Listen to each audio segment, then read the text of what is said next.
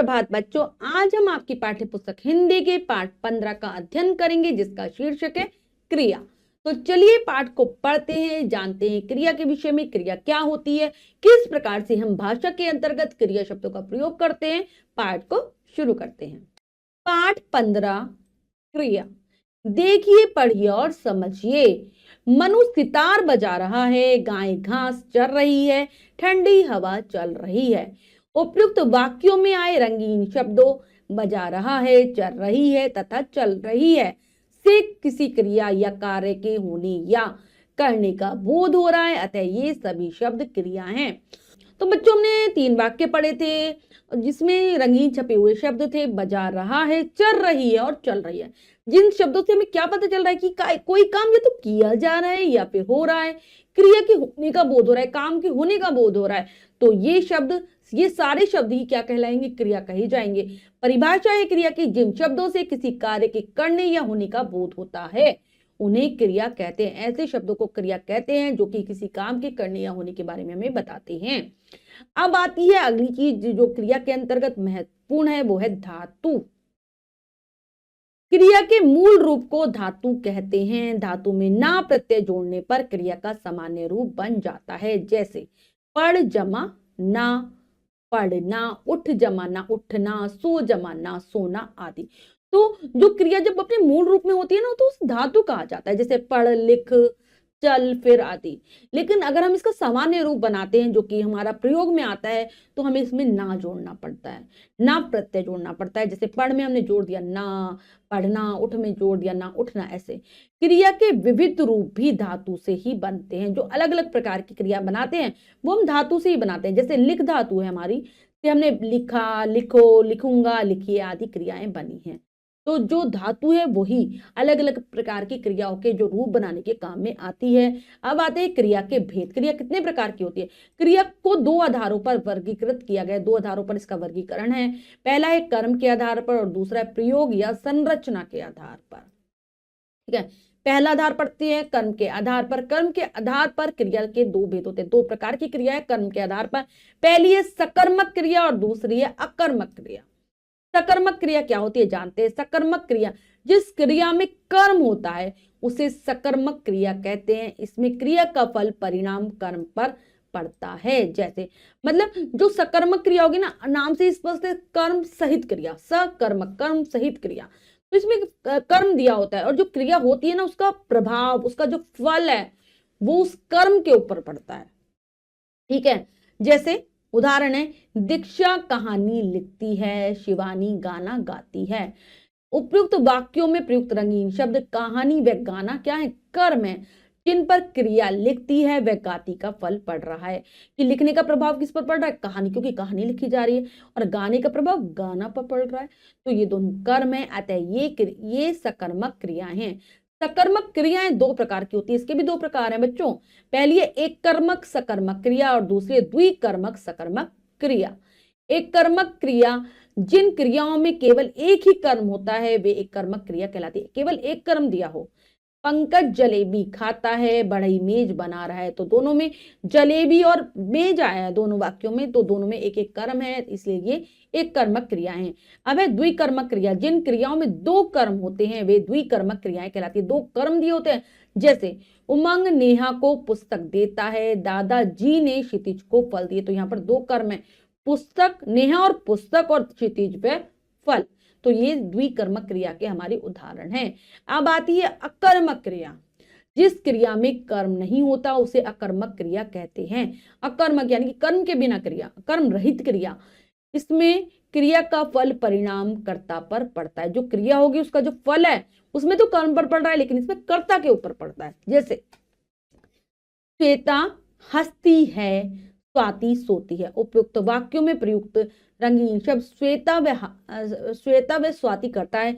जिन पर क्रिया हंसती है व सोती है का फल पड़ रहा है, अतः ये अकर्मक क्रियाएं। तो यहाँ पर श्वेता और स्वाति क्या हो गए, ये कर्ता हुए, काम करने वाले हो गए, और हंसना और सोना क्रियाएं हो गई जिनका प्रभाव श्वेता और स्वाति पर पड़ रहा है, अतः ये अकर्मक क्रिया के उदाहरण है। अब प्रयोग या संरचना के आधार पर क्रिया के भेद। प्रयोग या संरचना के आधार पर क्रिया के 5 भेद होते हैं। 5 प्रकार की क्रियाएं इसमें। पहली है सामान्य क्रिया, दूसरी है संयुक्त क्रिया, तीसरी है प्रेरणार्थक क्रिया, चौथी है नाम धातु क्रिया और पांचवी है पूर्वकालिक क्रिया। सामान्य क्रिया के बारे में जानते हैं। जिन वाक्यों में एक ही क्रिया का प्रयोग किया जाता है वह सामान्य क्रिया होती है। जैसे जहां केवल एक क्रिया है वो सामान्य क्रिया का उदाहरण है। जैसे क्षितिज जागा, शिखर बाजार गया, तो यहाँ पर जागा और गया एक एक क्रिया ही है, ये सामान्य क्रियाएं। अब आते हैं संयुक्त क्रिया। जब दो या दो से अधिक भिन्न भिन्न क्रियाएं मिलकर एक पूर्ण क्रिया बनाती हैं तो उन्हें संयुक्त क्रिया कहते हैं। जैसे मतलब इसमें एक क्रिया नहीं होती, एक से ज्यादा क्रियाएं होती है और उन सबको मिलाकर ही एक पूर्ण क्रिया बनाई जाती है, तो वो अपने पूर्ण रूप में आती है, वाक्य को पूर्ण करती है। जैसे लता ने भोजन कर लिया, इंग्लैंड मैच खेल चुका है, तो यहाँ पर कर लिया, दो क्रियाएं मिली हुई हैं, कर और लिया, तो ये संयुक्त क्रिया हो गई। संयुक्त मतलब जोड़ होता है, जोड़कर बनी हुई क्रियाएं। खेल चुका है, तीन क्रियाएं आई हैं, मिलाकर एक पूर्ण क्रिया बना रही हैं, तो ये संयुक्त क्रिया के उदाहरण है। नेक्स्ट है प्रेरणार्थक क्रिया। जिन वाक्यों में कर्ता स्वयं कार्य न करके दूसरे को कार्य करने के लिए प्रेरित करता है वहां प्रेरणार्थक क्रियाएं होती हैं। जैसे मीना नौकरानी से कपड़े धुलवाती है, माता जी ने हलवाई से लड्डू बनवाए। मतलब बच्चों प्रेरणार्थक क्रिया में क्या होगा, जो करता है यानी कि जो काम को करने वाला है स्वयं कार्य नहीं करेगा, किसी दूसरे को कार्य करने के लिए प्रेरित करेगा, प्रेरणा देगा। जैसे मीना नौकरानी से कपड़े धुलवाती है, तो मीना स्वयं कार्य नहीं करी, नौकरानी से करवा रही है। ऐसी माता जी लड्डू स्वयं न बनवाकर हलवाई से बनवा रही है। ठीक है। अब है नाम धातु क्रियाएं। जो क्रियाएं संज्ञा, सर्वनाम तथा विशेषण आदि शब्दों से बनाई जाती है उन्हें नाम धातु क्रियाएं कहते हैं। जैसे जो कि ऐसी क्रियाएं होती है बच्चों नाम धातु क्रियाएं जो कि संज्ञा से बनेंगी, सर्वनाम से बनेंगी और विशेषण से बनेंगी। कैसे बनेंगी देखते हैं। पहले संज्ञा शब्दों से, संज्ञा नाम धातु क्रिया। ठीक है, पढ़ते हैं। शर्म शर्माना, लात लतियाना, हाथ हथियाना, बात बतियाना, झूठ झुटलाना, लालच ललचाना। अब है सर्वनाम शब्दों से, सर्वनाम नाम धातु क्रिया, अपना अपनाना। अब है विशेषण शब्दों से, कैसे बनाएंगे बच्चों, विशेषण नाम धातु क्रिया। चिकना चिकना चिकनाना, साठ सटियाना, गर्म गरमाना, लंगड़ा लंगड़ाना, तोतला तुतलाना, दोहरा दोहराना। तो ये है हमारी नाम धातु क्रियाएं। फिर है अनुकरणवाची शब्दों से। अनुकरणवाची शब्दों से कैसे बनती है अनुकरणवाची शब्द नाम धातु क्रिया। खट खट से खटखटाना, टिम टिम से टिमटिमाना, भिन भिन से भिन भिनाना और ठक ठक से ठक ठकाना, थर थर से थरथराना और फड़फड़ से फड़फड़ाना। इस प्रकार से इनकी रचना की जाती है। सबसे लास्ट आती है हमारी पूर्वकालिक क्रिया। जब किसी वाक्य में मुख्य क्रिया से पूर्व कोई अन्य क्रिया प्रयुक्त होती है तो उसे पूर्वकालिक क्रिया कहते हैं। जैसे मतलब कोई मुख्य क्रिया आई वो तो अंत में आएगी, उससे पहले जो क्रिया आएगी वो पूर्वकालिक क्रिया होगी। वह कपड़े धोकर घूमने चली गई, मयंक चाय पीकर बाजार जाएगा। तो धोकर और पीकर यहाँ पर है पूर्वकालिक क्रियाएं।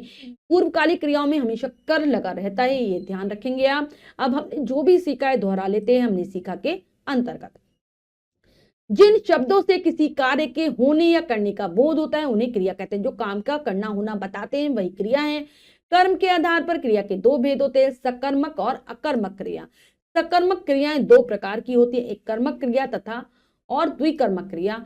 प्रयोग या संरचना के आधार पर क्रिया के 5 भेद होते हैं, सामान्य क्रिया, संयुक्त क्रिया, प्रेरणार्थक क्रिया, नाम धातु क्रिया और पूर्वकालिक क्रिया। बच्चों हमने पाठ को अच्छे से समझकर पढ़ा, दोहरा भी लिया है। अब अभ्यास कार्य कर लेते हैं। आओ अभ्यास करें में से पहला प्रश्न पढ़ते हैं, करने का प्रयास करते हैं। सही उत्तर वाले गोले को रंगे। प्रश्न में 4 विकल्प हैं, 3 विकल्प गलत हैं, 1 विकल्प सही है। सही विकल्प को चुनेंगे, सही का निशान लगा देंगे। करते हैं। जो शब्द कार्य का करना या होना बताते हैं उन्हें क्या कहते हैं, संज्ञा, सर्वनाम, विशेषण या फिर क्रिया। उन्हें हम कहते हैं क्रिया। क्रिया को कितने आधारों पर वर्गीकृत किया गया है, 2, 3, 4, 5। तो इनको 2 आधारों पर वर्गीकृत किया गया है। जिन वाक्यों में एक ही क्रिया का प्रयोग किया जाता है वह कौन सी क्रिया है, होती है एक कर्मक, सामान्य क्रिया, संयुक्त क्रिया, अकर्मक क्रिया। तो वो है सामान्य क्रिया। राहुल ने लेख पढ़ा, वाक्य में कर्म है, ने लेख राहुल पढ़ा, तो यहाँ पर जो कर्म है वो है लेख। अब है निम्न वाक्यों में प्रयुक्त क्रियाओं के नाम लिखिए। तो पहला किसान हल चला रहा है, तो ये हो गई हमारी सकर्मक क्रिया, कर्म दिया हुआ है हल चलाना। कंचन रूठ गई, कंचन रूठ गई, तो यहां पर है अकर्मक क्रिया। फिर इशिता पुस्तक पढ़ रही थी, तो ये हो गई संयुक्त क्रिया। हेमंत दूध पी रहा है, तो ये भी हमारी संयुक्त क्रिया हो गई।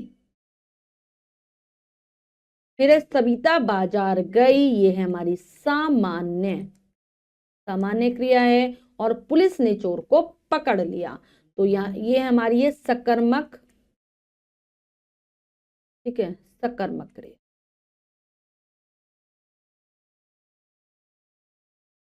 नेक्स्ट है निम्न वाक्यों में कर्म छाटिए, तो हमें कर्म छाट कर लिख देना है सामने। पिताजी ने सांप को लाठी से मारा, तो यहां पर दो कर्म है बच्चों, सांप और लाठी। तो सांप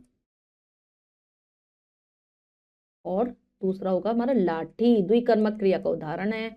बच्चों ने बाग से फल तोड़े, तो बच्चों ने बाग और फल, बाग फल।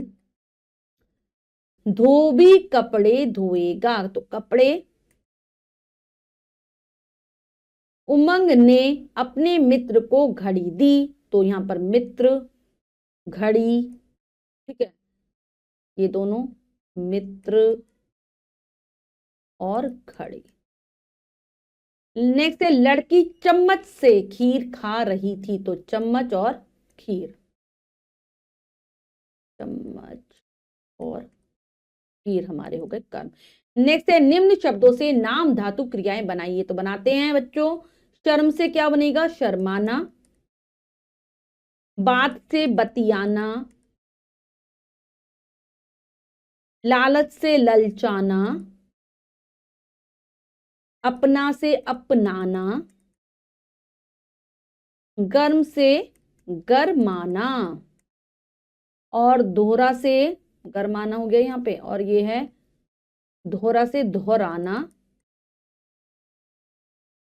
ठीक है। बाकी साठ से सटियाना, खटखट से खटखटाना, फड़फड़ से फड़फड़ाना और टिमटिम से टिमटिमाना, ये आप स्वयं लिख लेंगे।